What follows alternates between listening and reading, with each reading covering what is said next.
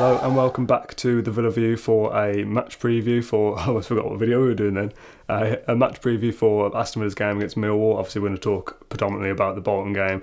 This is a little bit of a bonus video, to be honest. It's obviously bank holiday weekend and I didn't expect to be recording this video, but here we are. Aston Villa have won 9 games in a row, which is crazy. James, what do you make of it? 9 in a row is unbelievable. Yeah, it's a pretty special victory. I mean, Villa did make hard work of it, and I think it's only right that happens, that a team gives them a test, because Bolton had everything to fight for, until that, they lost. So it was a bit of a hard test, but come the second half, they played much better football, started kicking it around quicker, making more chances and giving the opposition a bit more to think about. So yeah, it was a positive victory, 9 in a row. You can't not be happy with that, and every chance that we make it 10 now. So it's we're living through history. It's the first time since, is it 1910? That we lasted 9 in a row. So, I mean, correct me if I'm wrong if there's someone out there, but I would imagine there's no one alive who saw that happen last time. It's a big shout. It got to be, 120 or something. So, yeah, like you say, this is the first time everybody watching this video will have seen Villa win 9 in a row, and nobody's ever seen them win 10 in a row. So to think that we could do that on Monday, regardless of what league we're in, who cares? 10 in a row or 9 in a row even, is a massive achievement. And like we said when we did our preview the other day, we keep going on and on saying, oh, will we make it 6? Will we make it 7? This run's got to come to an end at some point. I don't think it will. I think we're going to win every game now for the rest of our history. We've got a good chance of making it to the end of the season. I think the last 3 games, they're all going to be tough tests. The Bolton one, we had no right to walk over them. So every single game is going to be a tough test, including Millwall next, and of course Leeds and Norwich. And even the playoff games, of course, they're going to be massive tests. But there's every chance Villa can do it. They've proven themselves. So they play good football. They play on the front foot. They make chances and they deliver on those chances. So there's every chance that they do make it through the season. But there's also, there is the opportunity for a slip up. There is the opportunity that you get beat. Yeah. So, no team goes without losing. Just to bring it back down to reality a bit before we all get carried away, Villa will lose a game this season, I'm pretty sure.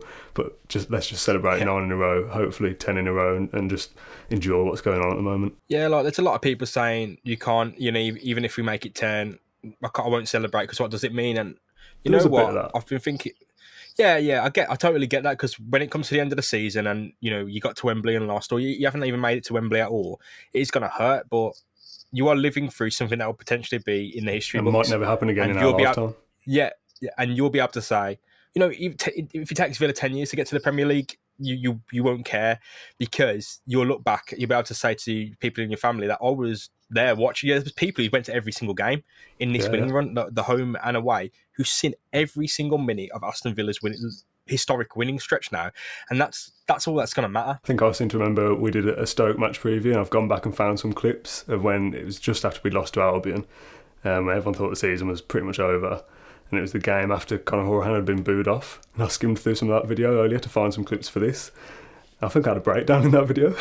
Just you could just see our body position go throughout the video, just slumping down and down, getting more angry, more annoyed. We feel like it's meaningless to the matches that for the rest of the season are meaningless, and Stoke is meaningless. As it is right now in what is it, February of 2019.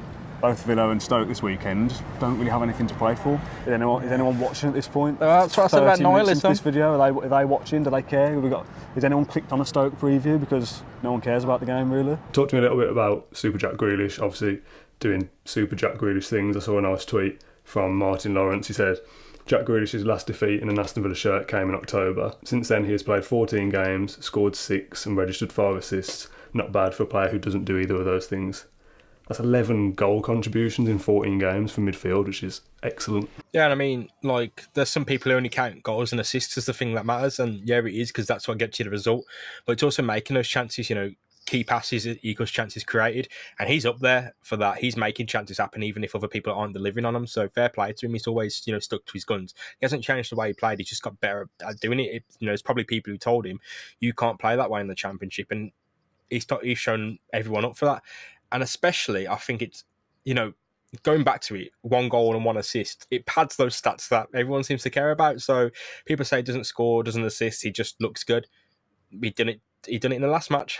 And he's done it since Dean Smith came. I don't think there's any way of tracking this, but I'd like to see some sort of pre-assist stat for Jack Grealish, of whether not whether he's played the ball to the person who set up the goal specifically, but whether he's the one who set off a move, or he's took the ball from a throw-in, cut open a bit of space, played a pass, and then a couple of passes later we've scored from.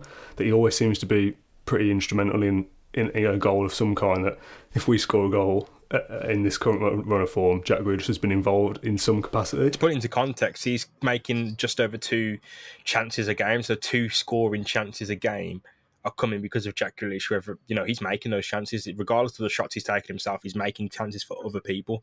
So if those people deliver, he's getting 2 assists a game. If they were delivered on every opportunity, they've had 2 assists a game, which would be stratospheric numbers, and it just goes to show how important he is to our team. That he cuts teams open, he makes them think, he makes them second guess, he makes them doubt themselves, and he's like a black hole. He sucks the players in. They're carried across the pitch with him. He's enough of a threat without goals and assists. He just collapses any other team's defensive game plan. They can't defend him. Talking of goals, then Tammy Abraham notches his 25th of the season, the first player since Andy Gray to do it since the late 1970s. So 40 odd years since that's happened. Obviously, matched broke Peter Wood's record earlier this season. Now matching that record with Andy Gray as well for 25. Comes off injured with what looked like a dislocated shoulder. He come off sort of like holding his arm up, and I've seen a video of him on Instagram today in like a sling type thing. I'd imagine he'll probably miss Monday, whether it's just as a precaution or not. But you'd like to think if we do secure playoffs on Monday by beating Millwall, that you'd have rested Tammy Abraham anyway. Yeah. For the games after, let's just hope he's back fighting fit for the playoffs if we're to get there. It's going to be a big ask, and this injury is just because he's been pushing his body to the limit. Look how I think it's 2 or 3 times since the new year where he's had to be taken off due to fatigue. So he has been pushing his body to the limit, and albeit he's a lone player, but he has given a lot to the cause, and that's 25 goals. That he's given to the cause, and it's not just that; it's the amount of stuff he's put his body through. You always see him holding his lower back after he's went for a challenge. He's always he's always getting into the danger zone and putting himself in danger. And this injury, that's a consequence.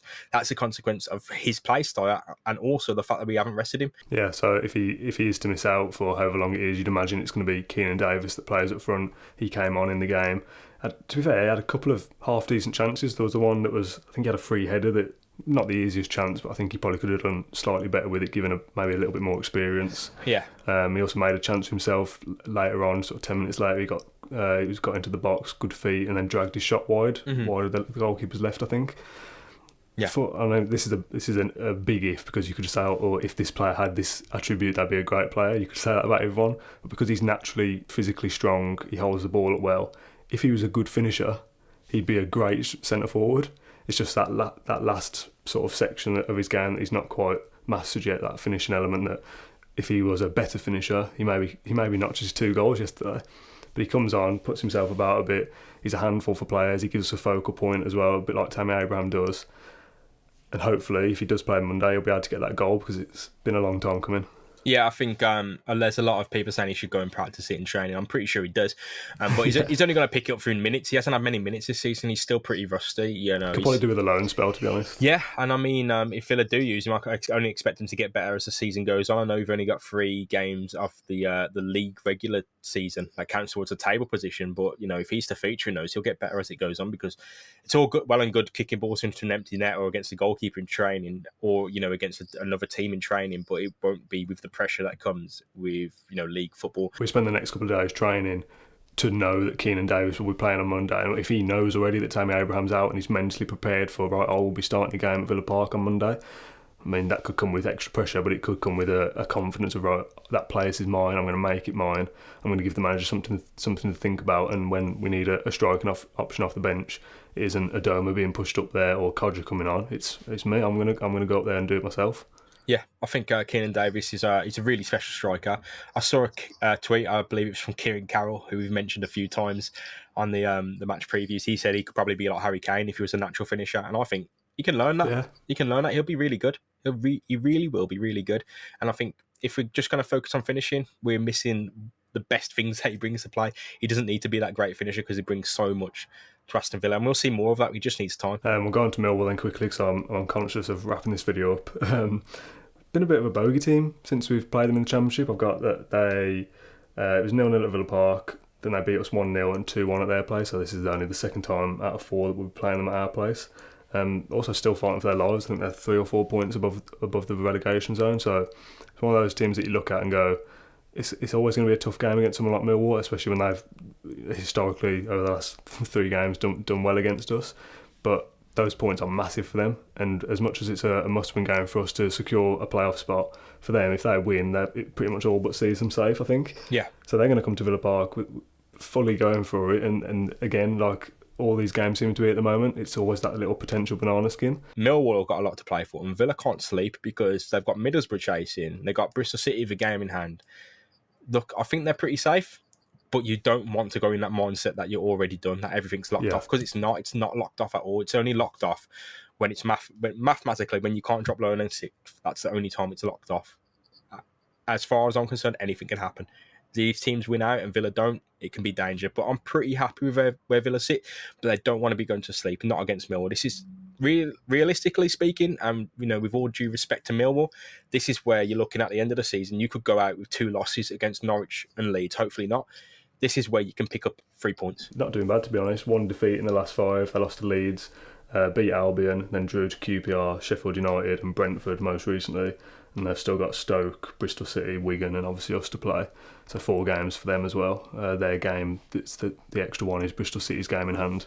So yeah, it's one of those things where you look at it and go, well, they can still win a couple of games and make themselves safe. They'll be looking at us as a team in form, but one where they can come to us and maybe put themselves about a bit and upset us a bit, because that someone will want to come and think, let's put Villa's run to an end. Yeah. And let's try and spoil the party. And they've got Wigan that they'll also look at as a game that's winnable, and there's a game in hand with Bristol.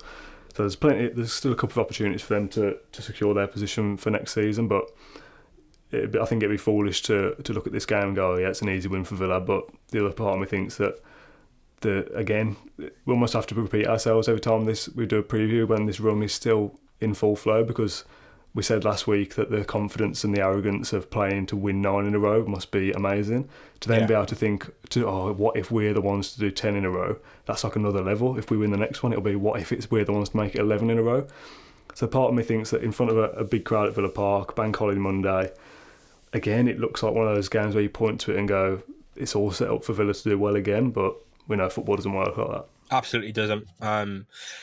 Villa have got to look at this and treat it like a normal match. It's going to be pretty hard. Millwall have got a lot to play for. They're probably looking at this as a chance for a massive upset. They gave us, the one game we played at Villa Park last season was pretty tough going. It was a pretty stodgy match by all accounts. And I know we had a different manager at the time and a different team.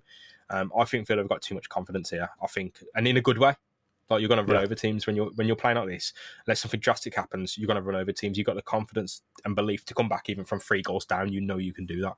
If a team like Sheffield United, you've done it once before. Yeah, exactly. They can go past you. If a team's scoring 5, that you can put 5 back. You've got the quality in that team and the belief in that team to succeed. So it's really hard to bet against Villa. Even in against Leeds and Norwich, while realistically you'll say those are losing games or drawing games, I think Villa, I think they're too good. Score prediction? I'm going to go for 2-1 Aston Villa, and I think it'll be 10 in a row, and every reason to celebrate, every reason to be massively happy with this season. I can't help but smile when you say 10 in a row, because it's unbelievable. I never thought we'd be at this stage when we were sat outside Birmingham, and I went back for a few old previews from this season as well, and we're talking about games where we don't know what's going to happen with the season yet, and obviously we still could drop out of the playoffs, if there's a disaster. But at one point we were needing miracles to even get anywhere near the playoffs, let alone to be sitting here going, we can secure our position with 2 games to go. It's incredible, and it's just nice to be able to sit here and make videos and be happy about what Villa are doing for once, because again, going back to that video, when we sat together for the Stoke one, we're just saying, we're going to still have to make videos for the rest of the season regardless of what goes on. So I just want to be going, how good is Jack Grealish doing? How good is this player doing? We're winning games, we're drawing games, we're losing games, but at least it's fun again. And the fact that it's pretty much since then we haven't lost a game since then. That's crazy, because that was a long time ago. Like, if you'd have said to me back then, Villa will win 10 games in a row, I would have never made a video with you again, because I'd just say, what are you talking about? That's just not going to happen. You play 46 games a season, to win 10 in a row is just silly. That just doesn't happen. The longer the streak goes on, the more chances you have of losing, simply because these things don't happen. But there we are. These things don't happen. They are actually happening. It's real. Villa have won 9 in a row. They have every chance to make it 10, 11, 12 in a row. That could happen. And regardless of what happens this season, regardless of what league we're actually in, I think we should all actually appreciate how special this is. Because again, I go back to the point I made, is that this doesn't happen. And when it says you buy that Villa history book, 50 years down the line and you see 2018 to 2019 season 10 games won in a row, you'll be able to remember that you were there. And no one can take that away. Nothing can take that away. It might be sad at the end of the season if things don't turn out well. Nothing can take that away. If you enjoyed that video, why not watch another? Click the video choices on screen now to go and watch them in full. Be sure to subscribe to the channel by clicking our logo there on the left. Easy peasy.